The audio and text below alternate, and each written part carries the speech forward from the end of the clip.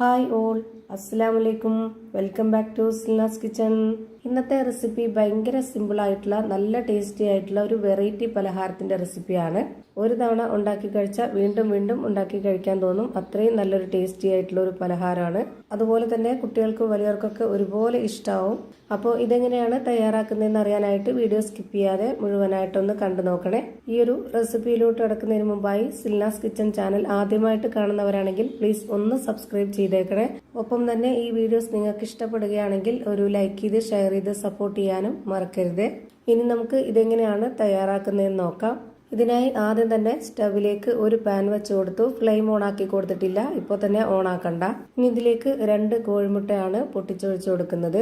ഈ ഒരു 2 കോഴിമുട്ടയ്ക്കുള്ള ഇൻഗ്രീഡിയൻസിന്റെ അളവാണ് ഇവിടെ കാണിക്കുന്നത്.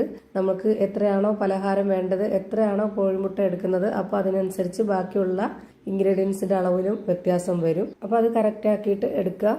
ഇനിയിപ്പോൾ ഞാനിതിലേക്ക് 10 രൂപയുടെ പാൽപ്പൊടിയാണ് ഇട്ട് കൊടുക്കുന്നത്. ഇത് മുഴുവനായിട്ടും ഇട്ട് കൊടുക്കാം. പിന്നെ ഈ ഒരു പലഹാരത്തിന് നല്ലൊരു മണത്തിന് വേണ്ടി ഒരു 3 ഏലക്ക ഇട്ട് കൊടുക്കാം. ഇനി നമുക്കിതിലേക്ക് മധുരത്തിന് ആവശ്യമായിട്ടുള്ള പഞ്ചസാര ഇട്ട് കൊടുക്കാം. ഞാനിവിടെ 1/4 കപ്പ് അളവിലുള്ള പഞ്ചസാരയാണ് ഇട്ട് കൊടുത്തിട്ടുള്ളത്. ഇത് അത്യാവശ്യം നല്ല മധുരമുണ്ട്. പിന്നെ ഓരോരുത്തരുടെ മധുരത്തിനനുസരിച്ച് കൂട്ടിയും കുറച്ചൊക്കെ ഇട്ട് കൊടുക്കാം. ഇനി ഇതിലേക്ക് ആ ഒരു മധുരത്തിനെ ബാലൻസ് ചെയ്യാനായിട്ടുള്ള ഒരു നുള്ള് ഉപ്പ് കൂടെ ഇട്ട് കൊടുക്കാം. ഇനി നമുക്കിത് നന്നായിട്ടൊന്ന് മിക്സ് ചെയ്തിട്ടെടുക്കാം. ഇതെല്ലാം കൂടെ മിക്സായി കിട്ടാനായിട്ട് കുറച്ച് ടൈം എടുക്കും. അതുവരെ നമ്മൾ ഇതുപോലെ ഇളക്കി കൊടുത്തുകൊണ്ടിരിക്കണം. ഇപ്പോൾ ഞാനിതാ നന്നായിട്ട് ഇളക്കി യോജിപ്പിച്ച് കൊടുത്തിട്ടുണ്ട്. ഇനി നമുക്കിതിലേക്ക് വേണ്ടത് പാലാണ്.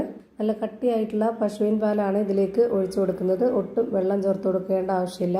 ഇതും കൂടെ ചേർത്ത് നല്ലപോലെ മിക്സ് ചെയ്തെടുക്കണം. ഈ പശുവിൻ പാലിന് പകരം തേങ്ങാപ്പാൽ മതി എന്നുള്ളവർക്ക് അതെടുക്കാം, കുഴപ്പമൊന്നുമില്ല. ഇപ്പോൾ ഇതാ പാലും ഒഴിച്ച് നന്നായിട്ട് മിക്സ് ചെയ്തെടുത്തു. ഇനി വേണ്ടത് തേങ്ങ ചിരകിയതാണ്. ഇവിടെ 1/2 കപ്പ് അളവിലാണ് ഇട്ട് കൊടുക്കുന്നത്. തേങ്ങ ഇട്ട് കൊടുത്തതിന് ശേഷവും ഇത് നല്ലപോലെ ഇളക്കി യോജിപ്പിച്ച് കൊടുക്കണം. ഇപ്പോൾ ആ തേങ്ങയും ഇട്ട് കൊടുത്ത് നന്നായിട്ട് ഇളക്കി യോജിപ്പിച്ച് കൊടുത്തിട്ടുണ്ട്. ഇനി നമുക്ക് ഇതിലേക്ക് 2 സ്പൂണോളം നെയ്യ് ഒഴിച്ചു കൊടുക്കാം. ഈ ഒരു നെയ്യും കൂടെ ആവുമ്പോൾ നമ്മുടെ ഈ ഒരു പലഹാരത്തിന് ഒരു പ്രത്യേക ടേസ്റ്റും നല്ലൊരു മണമൊക്കെ ആയിരിക്കും. ഇനി വേണ്ടത് റവയാണ്. വറുത്ത റവയാണ് ഇതിലേക്ക് ഇട്ട് കൊടുക്കുന്നത്. 1/2 കപ്പ് അളവിൽ ഇട്ട് കൊടുക്കുന്നുണ്ട്. ഇനി ഇത് നന്നായിട്ട് ഒന്നുകൂടി ഇളക്കി കൊടുക്കാം. റവ കട്ടയാവാതെ നല്ലപോലെ ഇളക്കി കൊടുക്കണം. നെയ്യ് ഒഴിച്ചെടുത്തതിന് പകരം നിങ്ങൾക്ക് ബട്ടറാണ് ഉള്ളതെന്നുണ്ടെങ്കിൽ അത് ഒഴിച്ചെടുത്താലും കുഴപ്പമൊന്നുമില്ല. നെയ്യിലാണ് കൂടുതൽ ടേസ്റ്റ്. ഇപ്പോൾ ദാ ഇതും നന്നായിട്ട് ഇളക്കി യോജിപ്പിച്ച് കൊടുത്തിട്ടുണ്ട്. ഇനി നമുക്ക് ഇതിന്റെ ഫ്ലെയിം ഓണാക്കി കൊടുക്കാം. ഓണാക്കി കൊടുത്ത ശേഷം ലോ ഫ്ലെയിമിൽ വേണം ഇട്ട് കൊടുക്കാനായിട്ട്. സ്റ്റാർട്ടിങ്ങിൽ തന്നെ ലോ ഫ്ലെയിമിൽ ഇട്ട് കൊടുക്കുക. എന്നിട്ട് ഇതൊന്ന് അടച്ചു വെച്ച് കൊടുത്ത ശേഷം ഈ ഒരു അടപ്പിന്റെ ഹോളിൽ നമ്മൾ ഇതുപോലെ ഒന്ന് പേപ്പർ തിരികെ വെച്ച് കൊടുക്കണം. അതൊന്ന് എയർ ടൈറ്റ് ആയിട്ട് കിട്ടാനായിട്ടാണ്.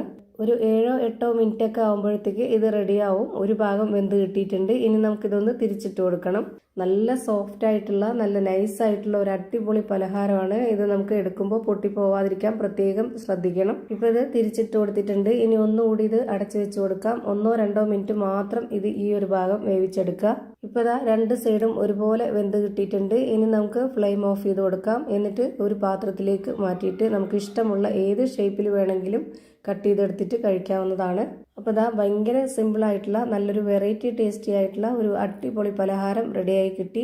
ഇതിൻ്റെ അകം എങ്ങനെയാണ് ഇരിക്കുന്നതെന്ന് അറിയാനായിട്ട് ഞാനിതൊന്ന് പൊട്ടിച്ച് കാണിക്കുന്നുണ്ട്. അപ്പോൾ ഇത്രയേ ഉള്ളൂ ഇന്നത്തെ വീഡിയോ ഇഷ്ടമായാൽ ലൈക്ക് ചെയ്യാനും കമൻറ്റ് ചെയ്യാനും ഷെയർ ചെയ്യാനും മറക്കരുത്.